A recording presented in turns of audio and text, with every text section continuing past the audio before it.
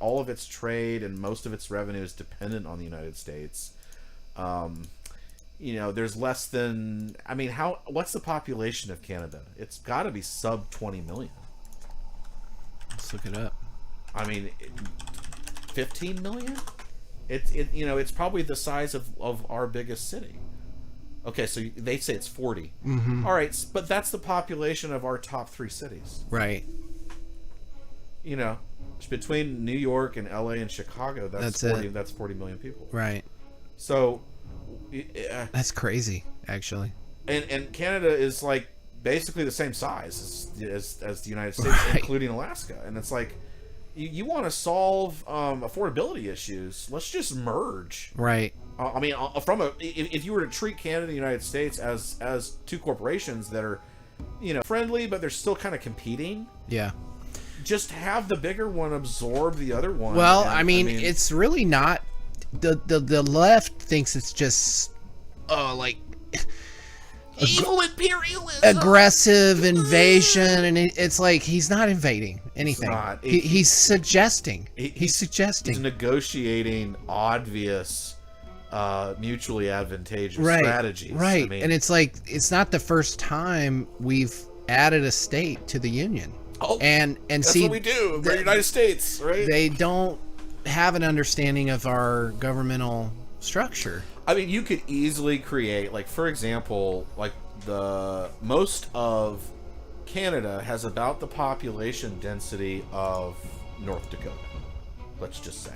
Mm-hmm. Okay. How many electoral votes does North Dakota have? Like 3, right? You could easily create 66 United States out of Canada. You just create these large, little electoral pockets that are lots of territory, but there's no population density in them. And there's some simple process to establish statehood once you settle, because there's probably area that's not even settled, or maybe they're Inuit. Absolutely. Indigenous. Actually have a bit of pioneering spirit and experience again, right, for the future generations in the Americas. I think that's a good thing.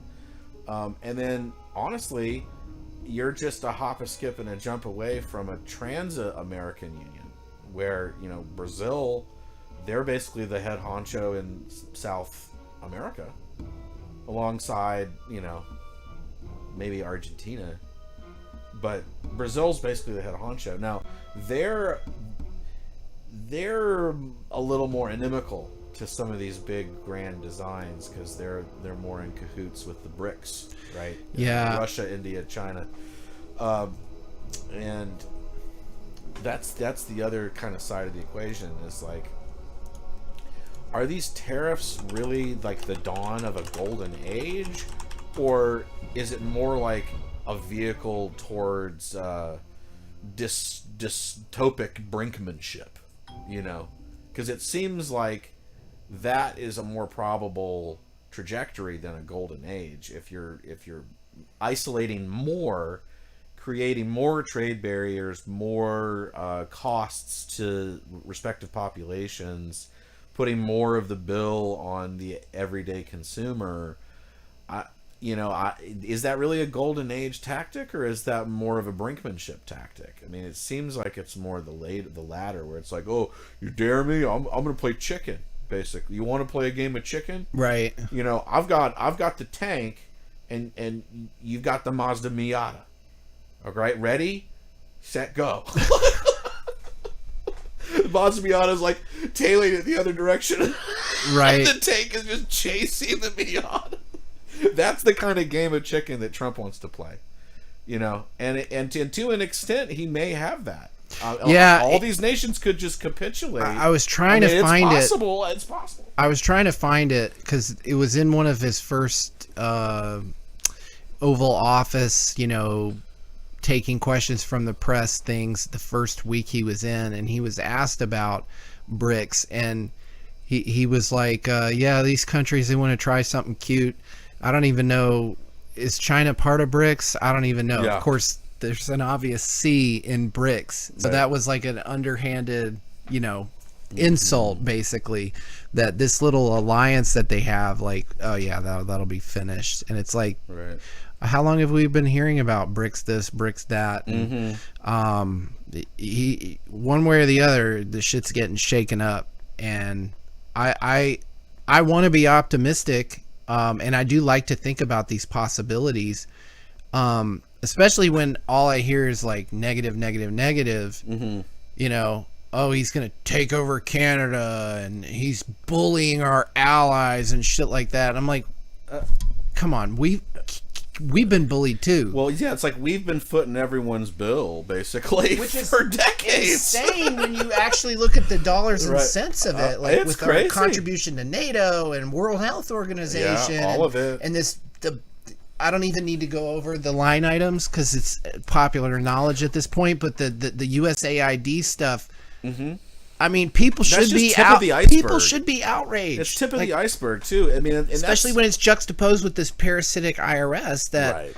you know, and that's one thing that I've loved, and maybe Palantir told him to say it because there's a lot of people who love it too. Right. But it's been fascinating to see him talk about abolishing the IRS, the income tax, woo. and changing it from the Internal Revenue Service to the External Revenue Service. Because that's something that, you know, we've talked about Payman Motahede before and his work to expose that what people been tricked to think that they are internal revenue generators, that their revenue is internal and therefore taxable. And he's like, actually, if you look at the definitions, you are foreign to the jurisdiction that they're saying, which is the District of Columbia. And that's why statehood and how we're organized is like super important to understand.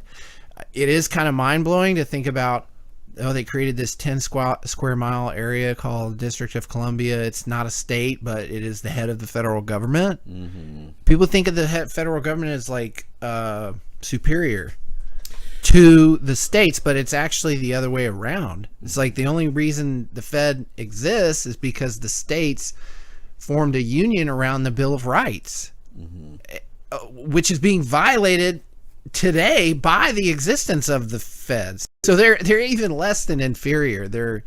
They should be considered a foreign enemy to the original purpose of our union, which was the preservation of rights. Well, right. I mean, if you want to get it right down to that brass tacks, the development of the fiat money system goes hand in hand with the ballooning of the size of government, because within a fiat money system, it doesn't matter who is spending the money and who's generating the money. It just has to be generated and spent.